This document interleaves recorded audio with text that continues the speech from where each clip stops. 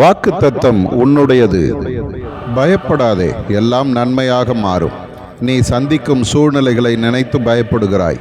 உனக்கு எதிர்த்து நிற்கும் மனிதர்களை பார்த்து பயப்படுகிறாய். யோசேப்பினுடைய வாழ்வை ஞாபகத்தில் வைத்துக்கொள். அவனுடைய சகோதரர்கள் அவனுக்கு தீங்கு செய்தார்கள். அவனை அடிமையாக விற்றுவிட்டார்கள்.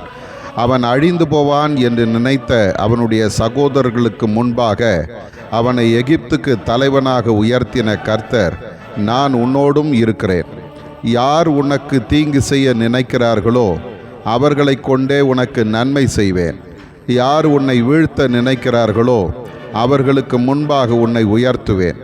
உன்னுடைய வாழ்க்கையில் என்னை நீ முழுமையாக நம்பி சார்ந்து கொள். மனிதனை பிரியப்படுத்த நினைக்காதே. என்னை பிரியப்படுத்தி என்னை மகிமைப்படுத்தி நீ வாழும் பொழுது உன்னை நான் மகிமைப்படுத்துவேன். என்னை கனம் பண்ணுகிறவர்களை நான் கனம் பண்ணுவேன் என்ற வார்த்தையின்படியே இந்த நாளிலே நீ என்னை கனம் பண்ண நான் உன்னை மேன்மைப்படுத்துவேன். உன் வேலையிலே, தனிப்பட்ட வாழ்க்கையிலே, குடும்ப வாழ்க்கையிலே அற்புதங்களை காண்பாய்.